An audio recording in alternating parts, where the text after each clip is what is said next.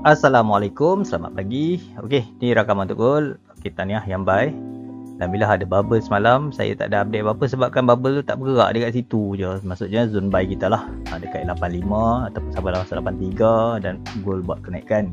Okey, ini untuk semalam punya analisis. Untuk hari ni, pagi ni kita nampak bubble dekat sini.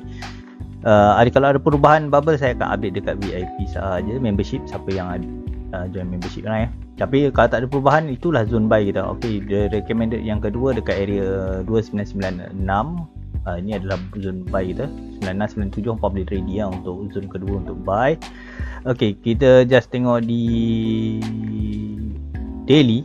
Sebab momentum semua tengah buy, kita nak sell tak ada reason. Kemungkinan dia boleh buat all time high lagi untuk price goal ni. So kita pergi dekat daily. Okey.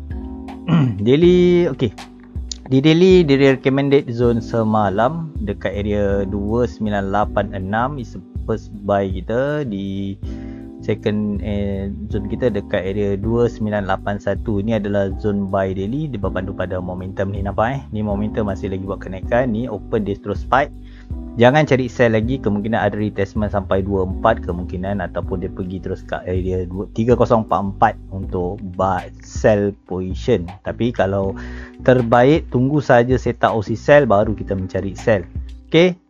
Ingat satu je, bila siapa yang fokus pada sell, peka saja open close price dia. Kalau dia masih buat momentum buy, jangan tekan sell lagi. Disebabkan tengok H4 tak bagi jalan, tak ada setup OC sell. Ni salah satu contoh lah, bila setup ni momentum terus buat kenaikan, dan kita kena berhati-hati lah bila situasi siapa yang fokus sell. Okay. Sebab kita tak ada reason nak sell. Tak ada reason nak sell, so kita kena peka sahaja H4 close macam mana. Saat lagi ni H4 ni, saat sekarang ni lagi 1 jam 21 minit. Tengok dia close kat sini tak. Kalau dia close sini, hampa buy kat sini dulu. Tapi peka dekat dua zone ni untuk buy position. 3001 dengan 2996. Ini peka dua zone ni dulu untuk buy position. Ataupun nak tunggu confirmation dia jadi macam mana? Macam semalam. Semalam ni dia ada satu confirmation yang cantik lah. Maksudnya dia breakout dulu, lepas tu dia sideway, nampak tak lepas, dia buat setup OC buy, pull back dan dia datang balik fly. Ini salah satu contoh sideway untuk kenaikan. Dan di sini pun boleh terjadi kalau hampa peka betul-betul dekat sini. H1 dia recommend dekat area 3004, 3003 untuk scalping. Ini untuk H1 lah.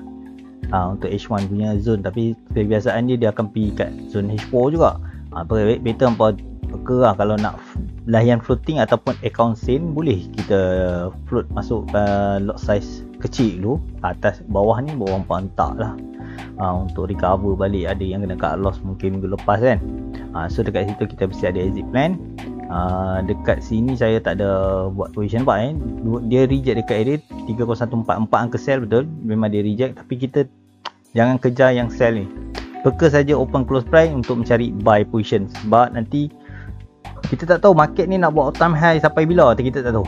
Melainkan ada high impact DHY USD. Kita jumpa next video. Thank you yang support kat VIP. Ingat, bila bubble ni ada perubahan, baru saya update dekat membership sahaja. Ni saya kongsi kat public. Kasih like sikit. Kita jumpa next video. Siapa tak ada broker boleh klik kat bawah. Saya ada kongsi 2 broker. Yang terbaik pakai je broker Orta. Kita jumpa next video.